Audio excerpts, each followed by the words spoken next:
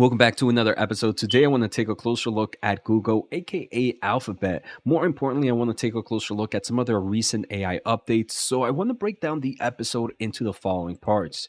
First, I want to take a closer look at Gemini, their large language model, and their AI model that's meant to combat OpenAI, ChatGPT, and Microsoft's whole AI solution. After that, I do want to take a closer look at these kinds of reports that Google shares might be in trouble as these AI demos might have been fake. So I'll take a closer look at that. Next, we're also going to look at Google. They announced some hardware AI solutions with these recent updates that I think all types of investors should know. And finally, I just want to take a closer look at forward PE ratios and valuations compared to Microsoft. So let's take a closer look in today's episode. So like always, let's start off with overall price action. We can see Alphabet, Google, I'm just going to say Google from right now, is down roughly 1.4% as closing on Friday. Many believe that the main reason the stock price is down was because there are fears that demo of their AI solution was fake to some extent, and we'll talk about that in a bit. Like I mentioned, year to date, Alphabet is doing amazing, right? Up roughly 51.47%. So right now, when we take a closer look at AI in the consumer market, in my opinion, for everyday users, there's really only two players that have really been doing it. Again, this is for everyday users, and that is Google and Microsoft. Microsoft has seemed to be leading the charge here with OpenAI and ChatGPT 4 for the past year or so. And we can see the stock price is up roughly 55.7% in the past year. So Microsoft, in my opinion, has continued to dominate in this space for the consumer side. Google earlier this year kind of announced Bard and some other AI solutions, but it kind of fell flat compared to what Microsoft had. And I do believe this new Gemini uh, solution is what's going to change this. I want to thank the Motley Fool for sponsoring this video, and check out fool.com/Jose for the 10 best stocks to buy now. With that link, you get a promotional offer for the subscription service. Now, let's continue with today's episode. So Google welcomed the Gemini era.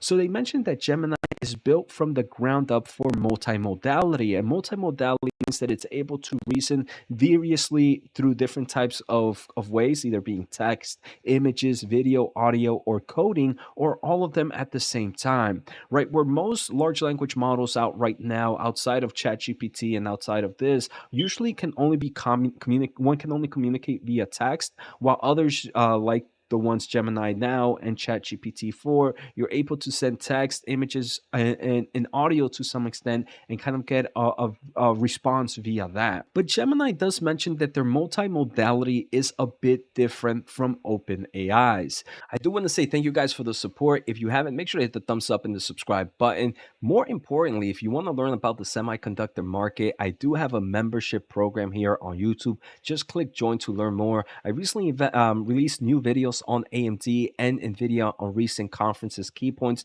So make sure to check that out if you want to learn more. I hope you guys are enjoying the video, so stay tuned. And also check out my special offer at fool.com/Jose. So OpenAI, for those that are not familiar, they have DALL-E 3, which is kind of their image creator, their image reader. Then they have ChatGPT Vision, ChatGPT that can see, hear, and speak. And obviously they have GPT-4, which is their text model. So OpenAI, from the top level, it seems like OpenAI has developed different models. They developed an image model, they developed an audio model, they developed a text model.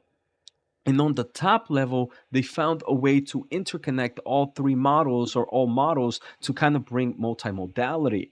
How Gemini and Google see that different is they're starting from the ground up. So from the beginning, it started off as a multimodality system. And they believe that because of this, it's going to overall help them progress to be one of the better large language models out there.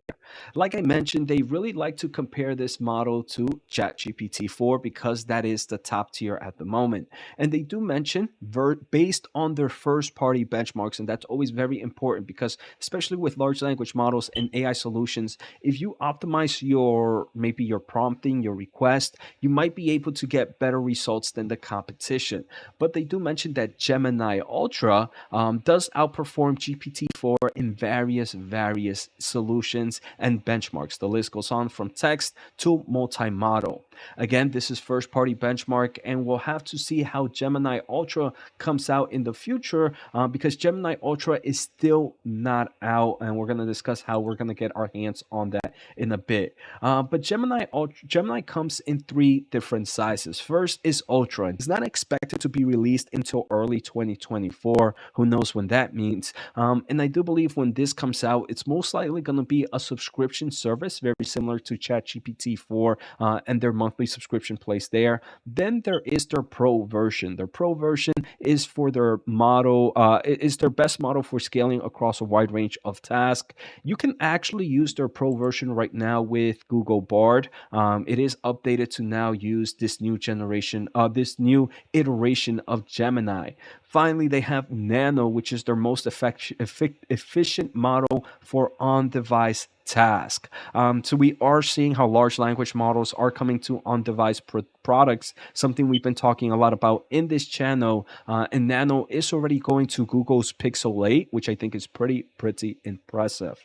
So now there are reports that the demo they showcase it's fake. So the way Google does it is what is called the image sequence, where they send multiple images to their AI solution and then they give it a prompt. For example, they showed them this four images and say, guess what the movie I'm acting out? And Gemini responds, The Matrix. And then nice, but which part specifically? Gemini, the part where Neo dodges bullets. So overall, we can see that this is not live action, and I want to say most people that are in the AI space probably didn't think that the live video was true, but I do believe that Google and a lot of these players are not just focusing to the AI enthusiasts in this space who should know real from fake to some extent, but is more focused to just your everyday consumer who might have never used an AI solution in their life right so far, may never have touched GPT-4. So for those people, it does seem some form of dishonesty here, and I do believe there's a lot of investors that might be worried. So we can see that there are reports, and this is what I'm seeing all over YouTube right now, how how Google faked their demo. Again, it's pretty insane for them to do it, but again, I do believe they were just trying to showcase what are some of the ways Gemini can help out in the future. So it does seem like maybe some investors were worried. The stock was down roughly 1.4%.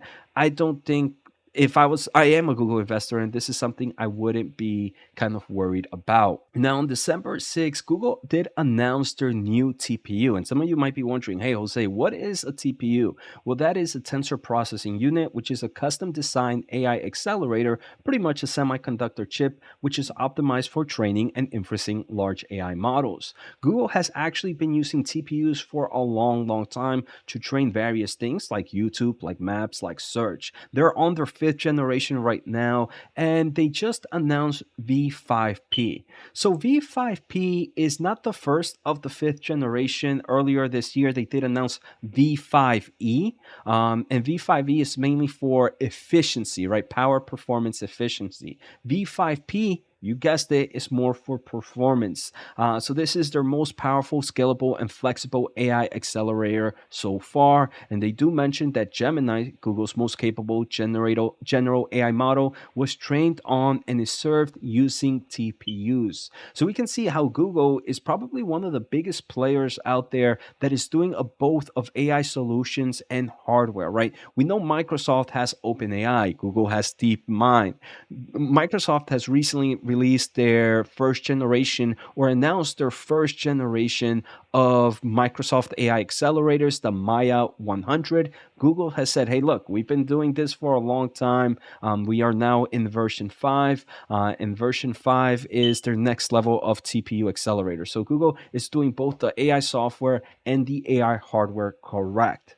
Now, the final thing I want to take a closer look at is forward PE ratio, right? So Google is definitely one of the top players right now in the AI space. Microsoft is also there, and I do believe these are the two going at it right now. So if we take a closer look at forward run year, Alphabet is sitting at a forward PE ratio of 20.5, while Microsoft is sitting at 29. So we can see Microsoft seems to be trading at a more premium price. Maybe investors are more favorable powerful on Microsoft and its AI evolution, I also believe that Alphabet right now, many investors might be worried of how not only is its AI solutions going to be able to beat Microsoft, but how will this affect the overall margins in the advertisement space, as there have been reports that that might kind of take a hit with the advancements of AI solutions. I hope you guys enjoy it. Take care. Have a good day and see you next time.